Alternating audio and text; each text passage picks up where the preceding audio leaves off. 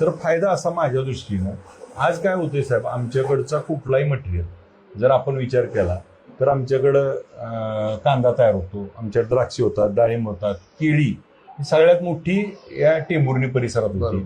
आज माणेगाव या भागातनं त्या ठिकाणी द्राक्ष बेदाणा होतो, दूध आमच्यातलं असेल, आमच्यातली तरकारी असेल, अनेक त्या ठिकाणी आहेत. ही सगळा माल आज कुठल्या मार्केटला जातो, एकतर पुणे किंवा मुंबई, दोनच मार्केट आमच्यासाठी उपलब्ध आहेत. पण ह्या रस्त्यामुळे काय होणार आहे तर 4-4.5 तासाच्या आत आम्ही गोव्याला पोचणार आहे. पणजी ही पर्यटन स्थळ आहे, तिथं सगळ्यात जास्त हॉटेलिंग चालतं. मग तिथंही सगळं मटेरियल पोचल्यामुळं आमच्या बाजारपेठ नवीन मिळेल.